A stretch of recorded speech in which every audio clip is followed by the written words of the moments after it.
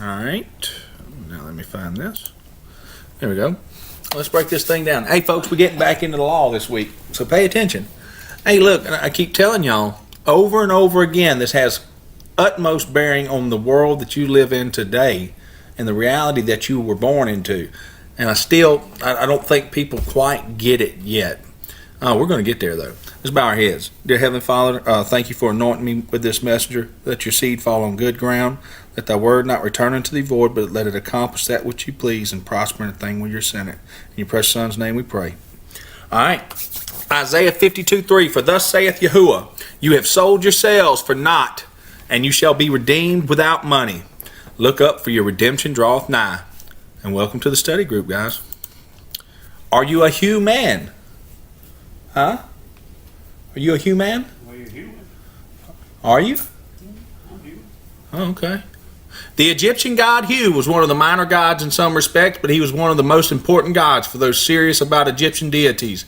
Hu is the power of the spoken word. Oh, whoa, whoa, whoa. Back up. Who's the spoken word? Yahusha. Uh-huh. He personifies the authority of utterance. One legend has it that it's the creator and sun god Ra, evolved from the primeval waters of Egypt. Once alive, Ra created the air Shu and the moisture Tefnut. Next, the earth god Geb and the sky goddess Nut were created. Mortal men and women were created from the tears of Ra. Ra then drew blood from his own penis and created the gods Hu and Sia. It's always this, folks. It's always this debauchery. It's always about the phallus. It's always about sexual. That's why, people get angry at me because I won't join in with their Easter sex cult. There's a reason why I won't. That's what it is. It's fertility, spring fertility, sex, sexual feast is all it is. That's what the god Easter is. Little g, not big G. Same thing with the little g god human coming from Egypt. These two gods represented the creative power of the gods. Hu and Sia were partners. Sia was the personification of divine knowledge, omniscience, and the mind of the gods. That's your Sophia, the female divinity. Hu was the personification of divine utterance, the voice of authority. During ancient times, Heka, the personification of divine power, accompanied these two gods. Together, the three gods were very important to the rulers of ancient Egypt. Along with the falcon-headed sun god, they rowed the sun boat across the sky in order to create and can sustain all life. Back up. They're always in a vessel. There they are in that vessel again. That's that ship. Your relationships, your ambassadorship, your citizenship. Everything that you've ever done is about a ship. There's a reason for that. There's your ancient god Hu. It's the Sphinx. Are you a human? I'm asking the question. Not in that sense of the word. But that's what the word means. That's what the word means. It applies to humans versus animals. Human, and we can go in here. It doesn't matter what you think it means. That's what I'm trying to get past y'all's cognitive dissonance here. Stop thinking. To learn something new, you must do what? Be open-minded. And unlearn what you've been lied to about. I've already showed you that the law considers you a what? A monster. Mm-hmm. Why? Because you're a human being. Human. Understand this stuff. You're in the Babylonian system. We really must start recognizing the truth for what it is, folks. We are in Babylon, down in the land of Egypt, and we have no one to blame but ourselves. And why is that? Well, I'm going to show you that the scripture says so too. The trinkets of Mammon Ra have lured us in. Now you know who Hu is. Remember, I've showed you this time and time again. Here's Mammon Ra with the mask on, the split personality, the divine hermaphrodite, right? Louis Ferdinand Celine said, what does the modern public want? It wants to go down on its knees before money and before crap. That's all the junk you think you need. And look, these are simple concepts. We got to get to the point to where we understand these things. Everything in your language, and I'm going to show you straight out of Black's Law Dictionary that you speak Latin, D-base Latin, the Latin of illiterate people. Okay? The reason why it's called the Latin of illiterate people, because you've been given false definitions. You don't really know the words that you speak. Well, how easy is it to manipulate a society where they don't even know the words that they're speaking? It's the utmost. What separates us from the birds of the field and the animals, our ability to communicate with one another. So who is it that does know it? The government? I'm showing you. What is the government? Discussion. I spent a lot of time. No, let me tell you how far gone we are in this system. There's probably there's some inside of it that knows, but most people born into this system have no earthly idea what they're doing. Your lawyers, your judges, they definitely know because they protect the system. That's right. I spend a lot of time trying to get each and every man or woman to actually grasp these concepts. Some are getting there and some are not. 2 Thessalonians 2:11, and for this cause Yah shall send them strong delusion that they should believe a lie, that they all might be damned who believed not the truth but had pleasure in unrighteousness.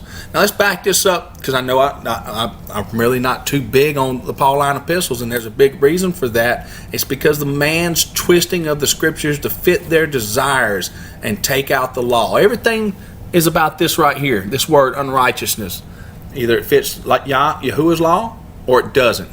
But let's back it up. Isaiah 66:4, and I will choose their delusions. I will, Yahuwah will, and will bring their fears upon them. Because when I called, none did answer. When I spake, they did not hear. But they did evil before mine eyes, and chose that in which I delighted not. How many truly righteous men, and we're going to answer that question you just had, Betty. How many truly righteous men are currently not under delusion? I don't think any aren't so righteous. That's right. That's right. That's right. So when you ask, is your government built on the laws of Yahuwah? They're not righteous. No. They're not. Better wake up and smell the coffee, folks. This whole system is Babylon. And now let's get into this. I keep talking to y'all about creditors and debtor position and everything else. Well, let's just read let's read what's in the book. Let's read what's in the book. Isaiah chapter 50. Thus saith Yahuwah, where is the bill of your mother's divorcement? Now, first off, you got to understand what that's talking about. In the custom of the Israelites, in order, and I'll show you down here, for the hardness of their hearts, they asked for this. In order for a man to divorce his wife, he had to hand to her the bill of divorcement. Now, what Yahuwah is saying is, did I give you a bill of divorcement? No. Whom have I put away? None. Or which of my creditors is it to whom I have sold you? What's a creditor? You better start paying attention. For your iniquities have you sold yourselves, and for your transgressions is your mother put away. The mother would be the church, the bride of Christ, the bride of Yahusha, the bride of Yahuwah. Wherefore, when I came, was there no man? When I called, was there none to answer? Is my hand shortened at all, and we've gone through this, that it cannot redeem? Or have I no power to deliver? Behold, at my rebuke I dry up the sea. I make the rivers a wilderness, their fish stinketh, because there is no water, and dieth for thirst. And this is important, folks. Every time, I'm telling you, let's just talk amongst ourselves for a second. All right, we live in a culture. Does this culture seem or act like it's under Yahuwah's authority? No. Huh? No. Does it seem that we're going to get the benefits of being under Yahuwah's authority? Yeah. How? If you're living unrighteousness, how are you going to get the benefits? If you live in righteousness, that's what Yeah. Well, we can visually, I know my family, your family, all our families, dope-ridden, prison-ridden, killing themselves, whatever. This is the result of living in unrighteousness. All right, let's just double-check, make sure I've got this right here. Just, whom have I put away? He didn't put away anyone. It's our choice to leave. Or which of my creditors is to whom I have sold you? Behold, for your iniquities have you sold yourselves, and for your transgressions is your mother put away. Man, that rejection of knowledge is huge, folks. I'm telling you right now, when you reject knowledge, you actually reject Yahuwah. Matthew 19:8, this is Yahushua. He saith unto them, Moses, because of the hardness of your heart suffered you to put away your wives, but from the beginning it was not so. And I say unto you, whoever shall put away his wife, except it be for fornication, and shall marry another, committeth adultery. And whoso marrieth her which is put away, doth commit adultery. This is serious stuff, folks. And I just wanted to show you what the bill of divorcement meant in that particular deal. All right, so we're going to learn a little bit about a trust, okay? I've done a lot with this, trying to get y'all to understand what a trust is. But let's do this. First, it must be understood that any trust, regardless of the many designations applied to them, is in its most basic sense a property interest held by one person, the trustee, at the request of another. That's you, the settler. You've taken your property, you hand it over to somebody else to hold it. It's a trust. Okay? For the benefit of a third party, the beneficiary. The classification applied to a trust is based primarily upon its mode of creation, in which it may be created either by an act of a party or by operation of the law. In the case of the former, the trusts are divided into two types. We talked about this a little bit last week, express or implied. Now, this is going to have big significance, folks, because we're going to talk about today, and I'll show it. It's a real letter. We're going to talk about, we're getting to this point, and I'm going to show you how the express or implied contract is always instigated by letter.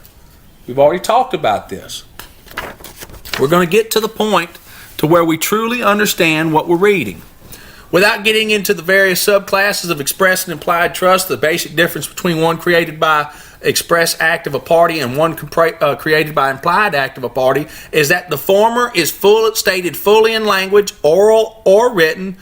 That means the express, while the latter, the implied, is inferred solely from the conduct of the parties. And that's where you get into assumption and presumption. Okay?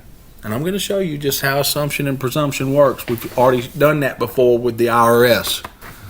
You accept the contract, so guess what? Well, you were ignorant. You didn't know any better. And do not ever think they're going to teach you this stuff. They're not going to do it. Oh, the trickery. Pay attention. This is from the Livingston Parish Assessor. We're going to start here. I blacked out every name on here. Our records indicate that you were not entitled to receive the homestead exemption on the property referenced above. Accordingly, you should not have received the exemption afforded to Louisiana homeowners under Article 7, Section 20 of the Louisiana Constitution. Upon discovering a property for which the homestead exemption was erroneously claimed, Louisiana law requires correction of the Livingston Parish tax rolls. We are now removing your homestead exemption for the 2018 and possibly the 2017 tax roll. Therefore, your property may be subject to all unpaid taxes assessed for 2018 and possibly 2017, and potentially past years if you declared more than one homestead exemption, as would have been due had the homestead exemption not been claimed. As a courtesy, You messed up big time if I got a letter like that, you know. yeah. Whoa. Well, let's see how they deal with this, folks. Okay, so now they've acted past contract, but let's pay attention here. Did you hear anything here about how much money you owe or anything? No, nothing. Huh? Did you hear anything? Well, we could possibly do 2017. We might not possibly do 2017. Whatever. This is open. All right. Whatever they want to add to it. As a courtesy.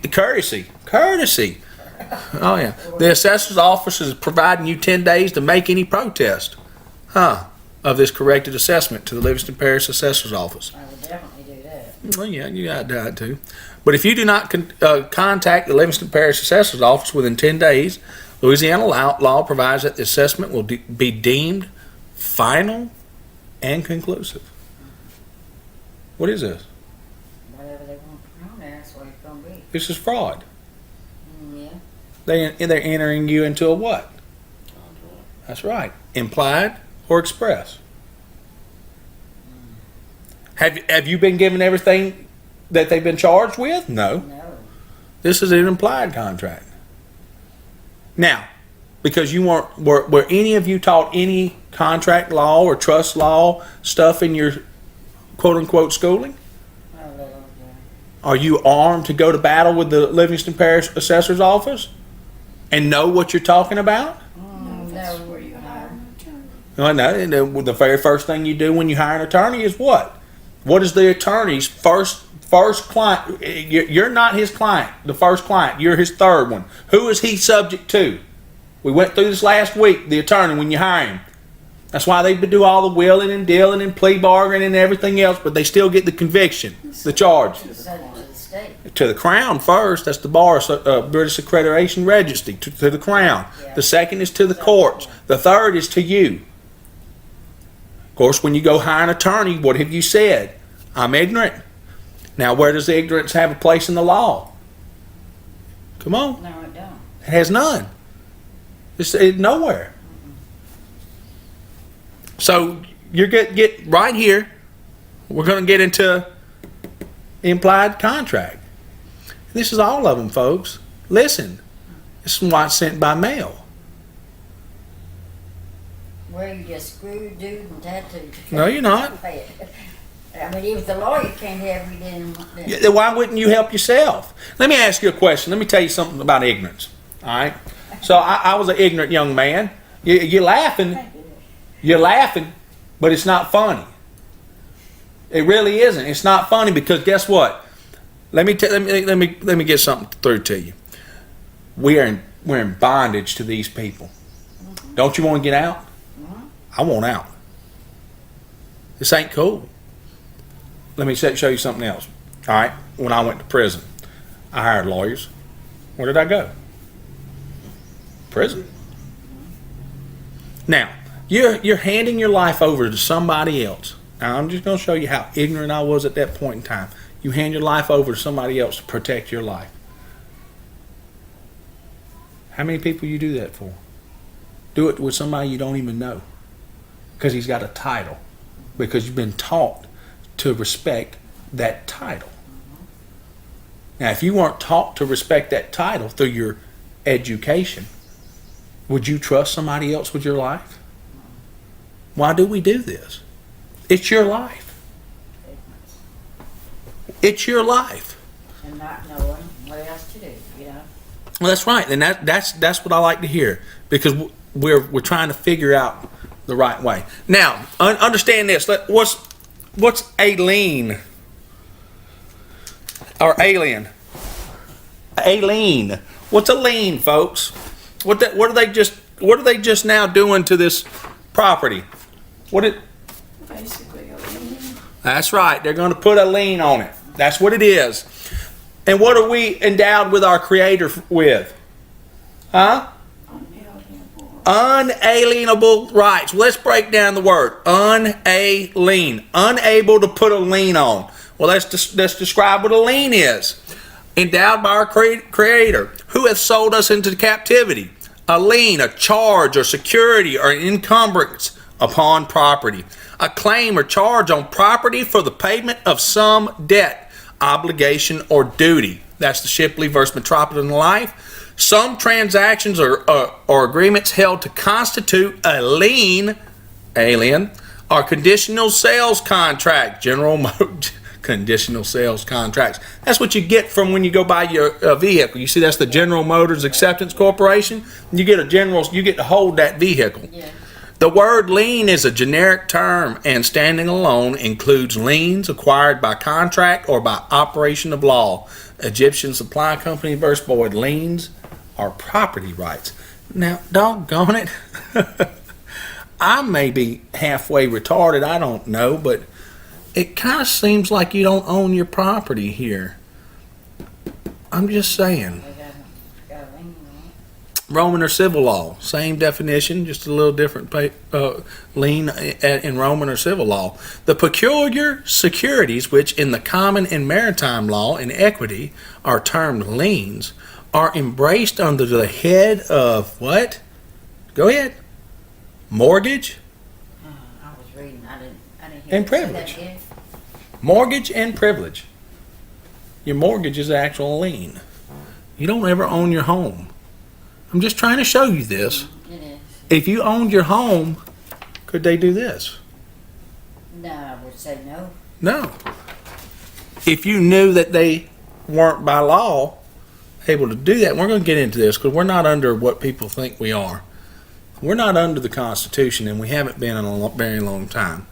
One common thread, folks, Jeremiah 3:7, and I said after she had done all these things, turn thou unto me, but she returned not. That's that, I didn't give you the bill of divorcement. Come back to me, Israel. Come back to me, Judah. Come back to me, children.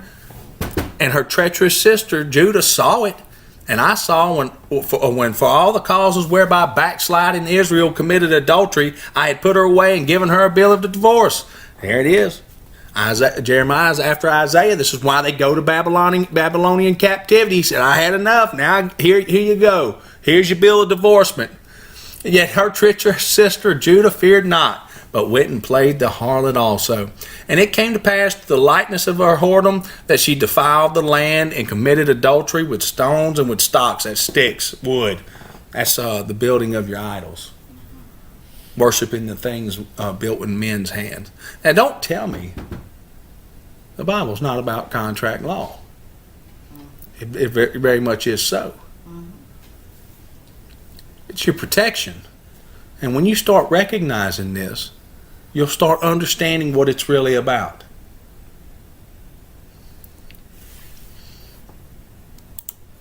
Edward Mandelhouse, we're going to get into this. Let's start with Benjamin Franklin. A nation of well-informed men who have been taught to know and prize the rights which Yahuwah has given them cannot be enslaved. It is in the region of ignorance that tyranny begins.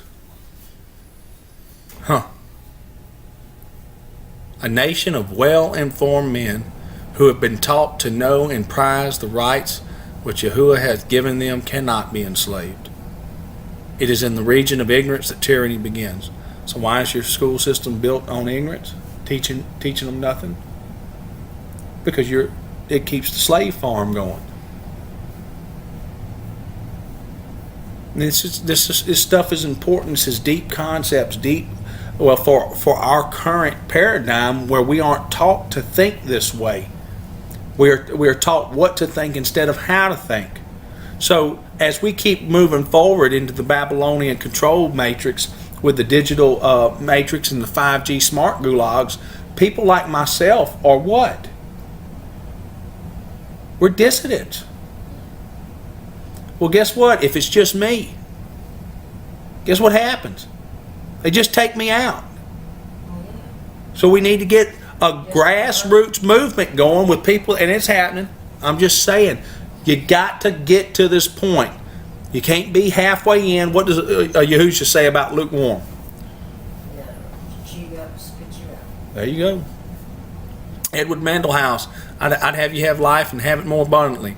We've seen this quote right here. Very soon, every American will be required to register their biological property. Well, let's break that down. What's your biological property? That's you and your offspring. What's it mean to be registered? Anybody? Means you're able to vote.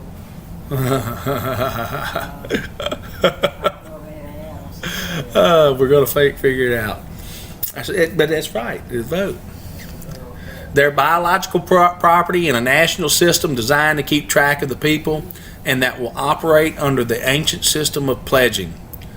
Well, that's kind of weird. Anybody know about the ancient system of pledging? You know what a pledge is? You? That's what you think it is, huh? By such methodology, we can compel people to submit to our agenda, which will affect our security as a chargeback for our fiat paper currency. So let me tell you what that means. We are going to hold the surety and the fiduciary, the actual creditor, which is the living man and woman, as surety for their debt, which is the paper currency.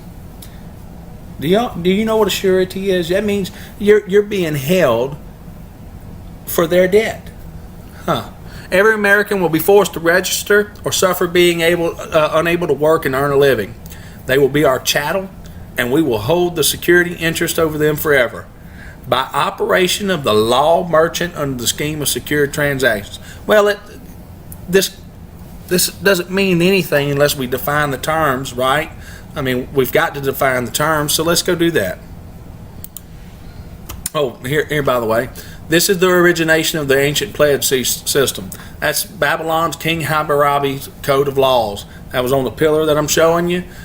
All these codes, statutes, and everything else within this system handled all walks of life in Babylon. You want to know where the system is not of Yahuwah. The system has nothing to do with him, and it has the God that they're under is not the Most High. It's just not. There's no ifs, ands, or buts about it. What we are told versus the truth. Let's define what a pledge is in the law of bailment. A bailment of goods. What's a bail? Guys, come on. What's a bailer? Anybody know in the ship? What's the bailer do? He bails the water out the hull. That's what a bailer is. A bailment of goods to a creditor as security for some debt or engagement. A bailment of goods to a creditor as security for some debt or engagement. A bailment of delivery of goods by a debtor to his creditor. Whoa. So who's the debtor? Hold on. We're the debtors. So who's the creditor?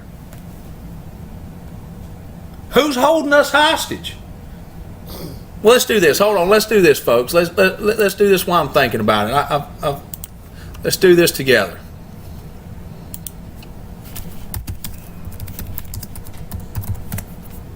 All right. This is all the debt that we owe in this country. All right. Who's the creditor that we owe it to? The government. No, it's not the government. I would say the government. This is the national debt. That's what the government owes. The government owes this. We are the what? The surety for that debt. Who owns the debt? There you go. Come on, folks. We're the pledge for the bankers. The banker, If the government printed money itself, then why would we have debt? Well, it wouldn't. We're supposed to be able to print our own coin and our own money. But who are we the slaves of? Who's made the pledge for us? This is serious now. Stay with me. We're going to keep going here. All right. So now we've designated the pledge. We're the debtor. They're the creditor. Okay? We are the surety for the debt. The people. The living, breathing men and women that are registered to the state as a pledge. All right? The necessary elements to constitute a contract. One of pledge are. Possession of the pledged property must pass from the pledgeor to the pledgee. All right? The legal title to the property must remain in the pledgeor, and the pledgee must have a lien on the property for the payment of a debt or the performance of an obligation due him by the pledger or some other person. Pledgery, suretyship, or an undertaking for or answering for another. A mortgage is a conditional conveyance of property, which becomes absolute unless redeemed at a specific time. A pledge is not strictly a conveyance at all, nor need any day of redemption be appointed for it. A mortgagee can sell and deliver the thing mortgaged, subject only to the right of redemption. A pledgee cannot sell and deliver his pawn until the debt is paid and payment denied. Now, how many times have I showed you this? Why can't they keep us in bondage? We've never paid our debts. You've never once paid your debt. Never. You cannot pay your debt. It's impossible to pay your debt. Let's keep on going. What a tangled web they weave once they start to practice to deceive. A bailment, a delivery of goods or personal property by one person to another, in trust for the execution of a special object upon or in relation to such goods. beneficial either to the bailor or bailee or both, and upon contract, express or implied. We don't have to tell you the truth. It's just the law. It's just the... No, it's not the law, folks, and I'm going to show you this too. There's a difference between legal and lawful. What we operate under is express and implied contracts, and we work under the ancient maritime merchandise law system. We're not even speaking English. To perform the trust and carry out such object, and thereupon either to redeliver the goods to the bailor or otherwise dispose of the same in conformity with the purpose of the trust. Actual bailment, one which exists where there is either a quotation marks actual delivery, consisting in giving to the bailee or his agent the real possession of the chattel, or b a constructive delivery consisting of any of those acts which, although not only comprising real possession of the good transfer, have been held by legal construction equivalent to the acts of real delivery. What's that right there? What's been delivered? That's your registration. When you register, you register to the crown. Regis is what? What does regis mean? Anybody? King. Crown. Thrice. So when you register your kid to the state who? Who owns your children? State. So when you get the birth certificate, right? Did you actually deliver the child to them? No, by legal construction you have.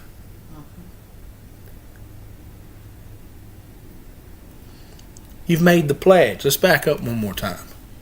You've pledged your child for the surety on the debt. Did you know this? I didn't. Well, if you did, then why did you pledge her? No, we didn't know this. None of us knew this. Why would you sell your children to slavery? None of us would do. Any of us, the point of this is bringing us out and understanding exactly what we've done. And once we can understand what we've done, we can start rectifying it. Because remember, they're up against the Most High. Nobody can defeat him. Contract by general acquiescence. What's to acquiesce? Agree to. Whether implied or what? Expressed. Just your general acquiescence. Okay? That means if I don't reply to this, what's happened? They assume that. That's Yeah, right. Those taxes on it. Now I've accepted the contract. I have acquiesced. All right. To all the terms and conditions of the status of surety for the fiction. What's the fiction? What's the fiction, guys? This is the fiction. The all caps letter name. That's not the living entity. It's just not. It's not real. Created by the military social construct. Once you had perfected the bond by binding yourself by becoming a what? A registered voter. Hey, folks, you think it's some type of? You really think they give a hoot about you being registered and going to vote? No. Rock the Vote is about registering and getting the whole country to register themselves. They will still put the puppet they want in office. Make no mistake about it. And they will still put the puppets in there to sign the bills that they want to be done. The government does not run this country. It is a corporation. Period. End of discussion. There's no ifs, ands, or buts about it. If you still enjoy the show and like watching WWE wrestling, by all means, turns on Fox News or MSNBC. That's all you're going to get. All licenses and all existing contracts are made between the all caps United States or the state of Louisiana, whatever state of condition you live in. That's what a state is. And your artificial entity. That fictitious entity binds you to the United States and its sub-corporations because they have, through adhesion contracts as stated, made you the real man or woman, fiduciary, and responsible for that artificial entity. You're the surety for that entity because you have been pledged. Now, folks, that's just and I'll leave it here for just a second. They live and feed off our ignorance. That's just the truth. They live and feed off our ignorance. And I'll leave this up. I'll put it in the show notes. Just maybe the information will start to really sink in. We have sold ourselves via our ignorance. Jeremiah 4:18. Thy way and thy doings have procured these things unto thee. This is thy wickedness, because it is bitter, because it reacheth unto thine heart. Jeremiah 5:19. And it shall come to pass, when you shall say, Wherefore doeth Yahweh our God all these things unto us? It's God's fault now, right? You hear that from people all the time. It's Yahweh's fault. Then shalt thou answer them, like as you have forsaken me, and serve strange gods in your land, so shall you serve strangers in a land that is not yours. That's true. Here's the melting pot of America. Babylon the whore. Jeremiah 5:20. Declare this in the house of Jacob, publish it in Judah, saying, Hear now this, O foolish people, and without understanding, which have eyes and see not, which have ears and hear not. You know, it's one of those things, folks, where you get to this point, and you've got to come to the full recognition of the truth. You cannot continually lie to yourself and say, I don't believe it, I don't want to believe it, but actually care enough to start reading the books in the Bible and what it's really about. The whole book is about backsliding Israel, going to bondage, and then coming back out. That's all it's about. How not to do this, how not to serve other gods. Listen, our whole society is built upon the predication of the occult. Everything, from the money in your pocket to the stars on TV. Stars are idols, folks. They even put it on TV, the American Idol show, and people clamor around clapping and popping for it. By selling ourselves, we have entered agreement, contract with the dead. Isaiah 28:15. Because you have said, we have made a covenant with death, and with hell are we at agreement. When the overflowing scourge shall pass through, it shall not come unto us. For we have made lies our refuge, and under falsehood have we hid ourselves. Proverbs 21:16. I really like this one. The man that wandereth out of the way of understanding shall remain in the congregation of the dead. Let's read that one more time. The man that wandereth out of the way of understanding shall remain in the congregation of the dead. I don't want to be in that congregation anymore, folks. I don't know about anybody else, but my covenant's not with death. And I am not in agreement with hell. And my understanding is coming. Staying focused on this research is tough, folks. It has to be done, as I cannot live knowing that my ignorance of reality assisted in registering my children to the state as chattel and surety for the bankrupt U.S. Incorporated. Do you understand that? Why is do you really understand that the enable for the United States of America to go bankrupt in the first place, there had to be somebody else that was its creditor? Do you understand that? Is it really bankrupt? No, because we have the mineral wealth here. Well, if it was ours, why in the hell's China over here building plants one after the other? That's a communist state. They're building 3 of them right here, right now.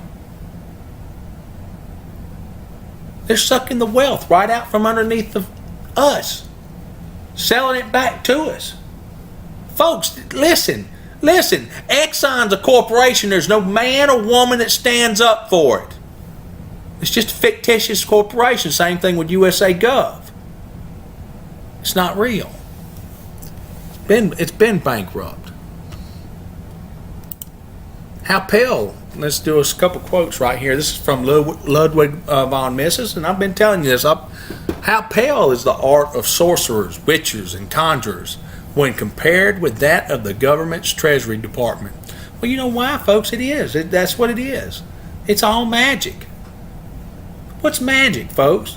Bypassing your conscious mind and planting ideas and thoughts into your head that you think are real that are not. They're not real. The governments alone are responsible for the spread of the superstitious awe, which the common man looks upon every bit of paper upon which the treasury or agencies which control it have printed the magical words legal tender. Snap out of it, son.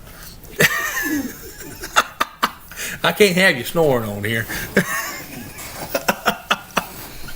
The abandonment of the gold standard made it possible. Now here's something important right here. Alan Greenspan made this quote in 1966 before he became the head of the Fed. All right, why did they abolish the gold standard? Why did they abolish the gold standard? Why did they quit having the money back with gold, and in 1973 it was finally abolished? Well, let me tell you something, folks. If your money was backed by gold, could you have extreme fluctuations with the value of your currency? No. Could you have extreme inflation? No. So why did they really remove the gold standard? So they could manipulate it. That's right. And what have they manipulated? The wealth of the country. Not 1% holds 99% of the wealth. Okay?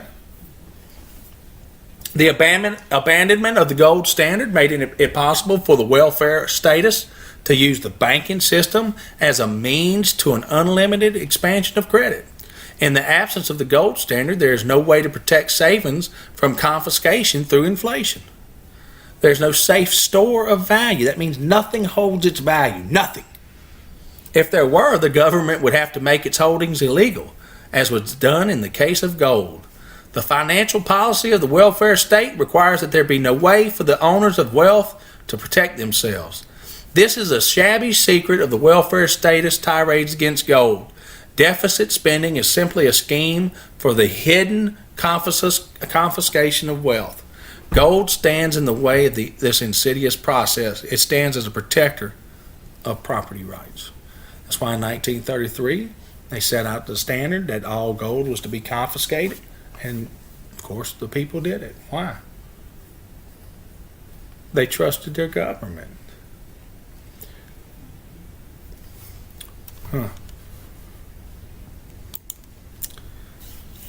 This is straight out of Black's Law Dictionary right here.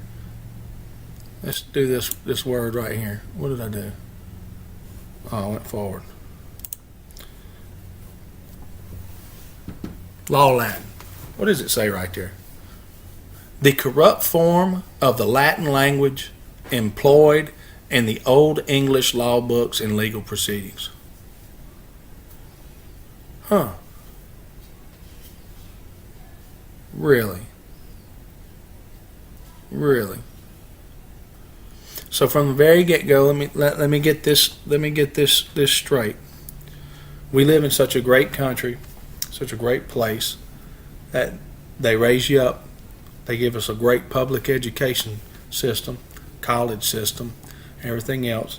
Raise us up in a system based on contract law, express or implied. Never once tell us that you're speaking Latin. You're going to have to use the debased Latin in order to protect yourself. They never teach us what anything really means. And hey, let's go pop fireworks. July 4th coming up. We're free. Oh, by the way, you are a slave. You're our debt slave forever. Let's pop fireworks. Woo-ha. Huh. There it is. So the next person that asks me why do we speak Latin, what you do is you go up to the Supreme Court and ask, why do y'all use it?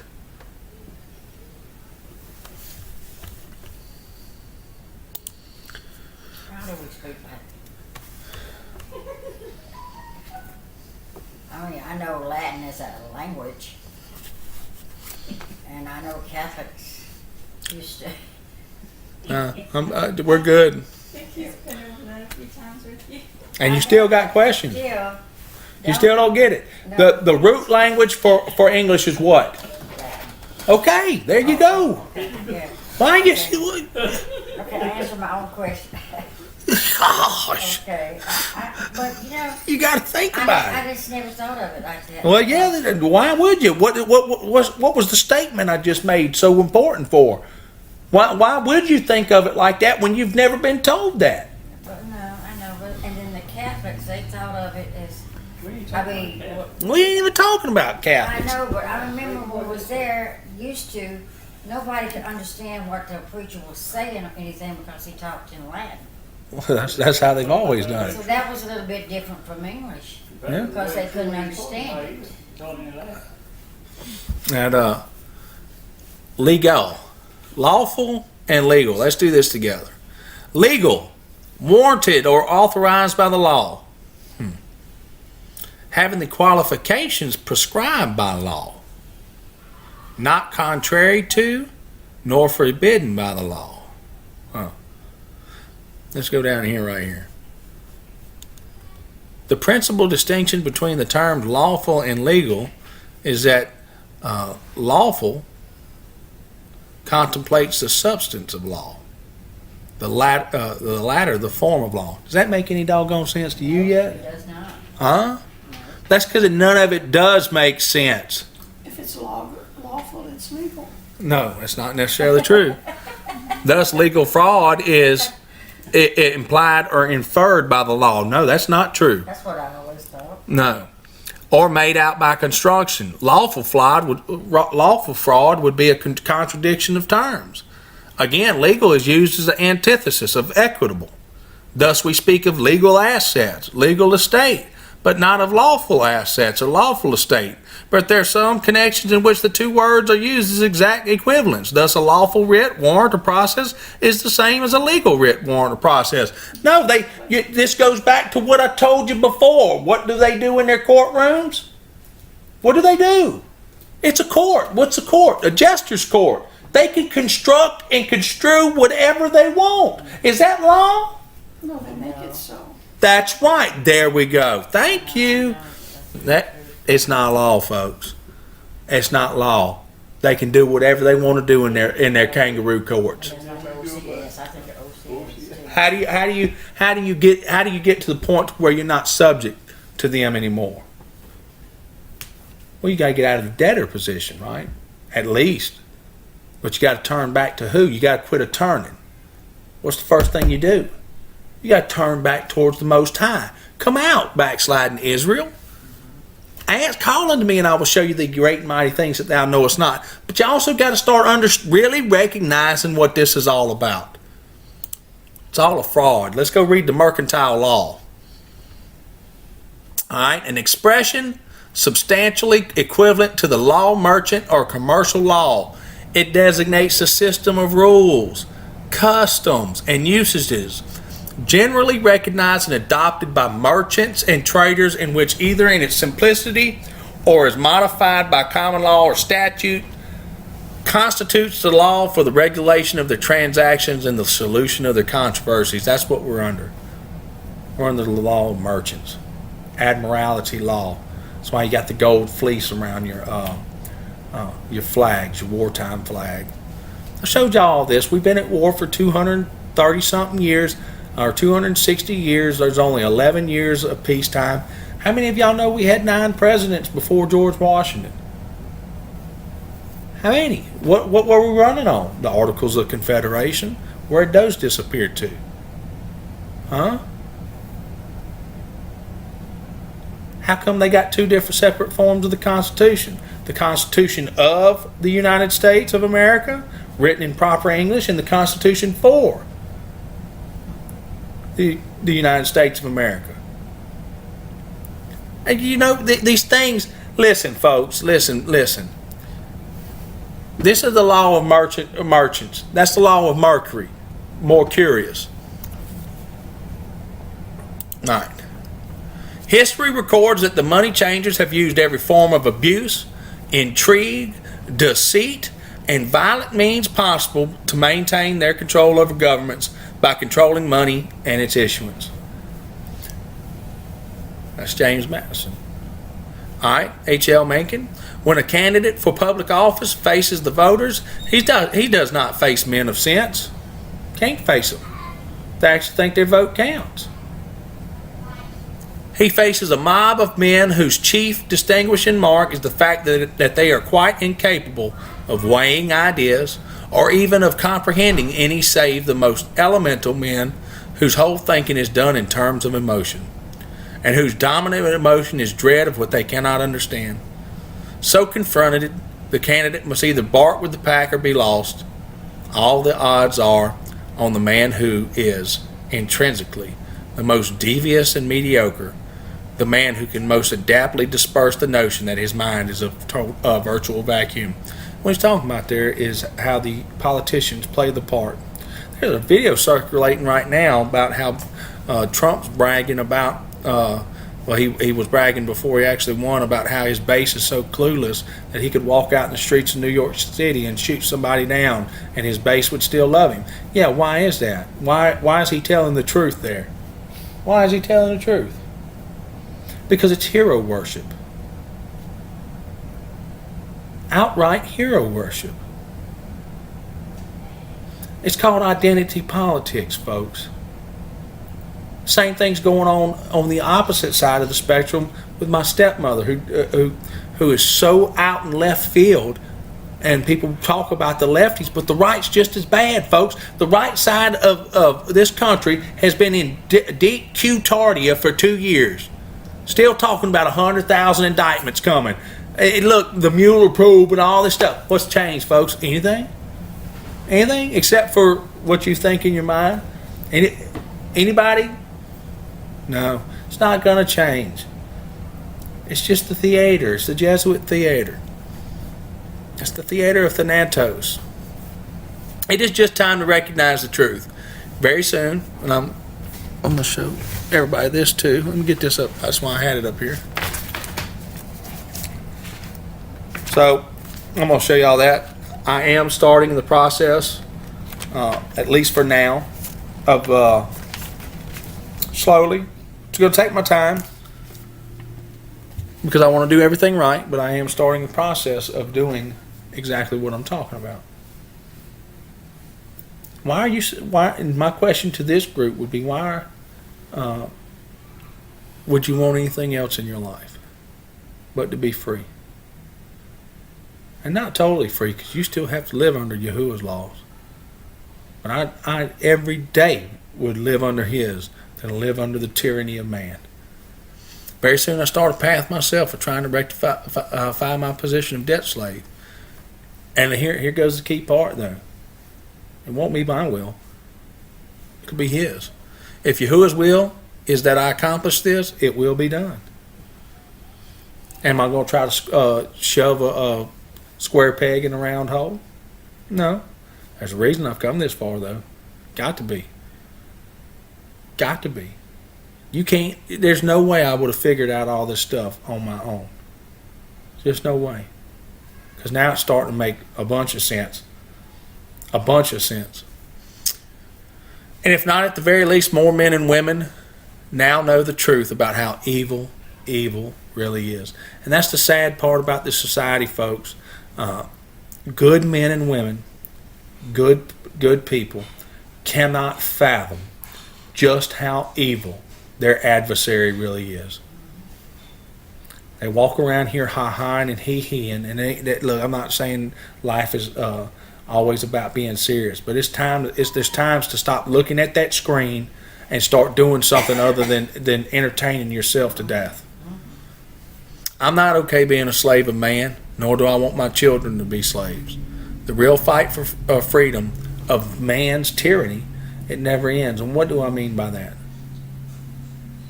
They count on each generation to get dumber and dumber. Yeah. And with that, then they control them. It only took 10 years from the signing of the Constitution for this country to start being taken over. Matter of fact, Benjamin Franklin, one of his quotes, a lady asked him, "What kind of government did you give us?" Do you know this quote? Mm-hmm. And what did he say? It's a republic. It's a republic if we can keep it. Yes, ma'am. That's what he said, Mama. How many years did he keep it? Does anybody really know the truth? 11 years. 11 years was all we kept it. That was it. And it's been going downhill since. And that's just the truth. And why did he tell her that, though? Let's get to the most important part of that. Why did he tell her, if you can keep it, ma'am? What was required to keep it? You're always in a fight against the tyranny. It's when you sit back and think it's all good.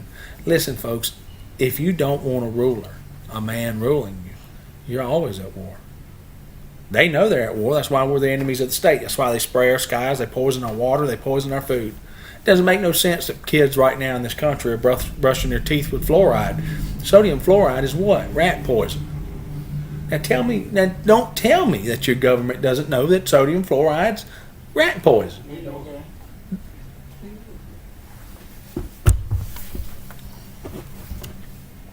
All right.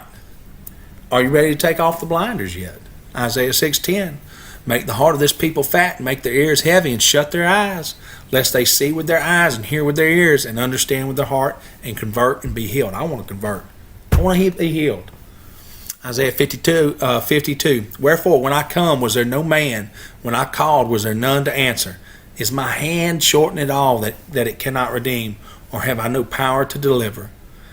Isaiah 59:1. Behold, Yahuwah's hand is not shortened that it cannot save, neither his ear heavy that it cannot hear. But your iniquities have separated you from your God, and your sins have hid his face from you, that he will not hear. May this message reach those with eyes and ears to see and hear. All right. Let your word not return unto thee void, but let it accomplish that which you please and prosper in the thing where you sent it. There we go, folks. Another one's over.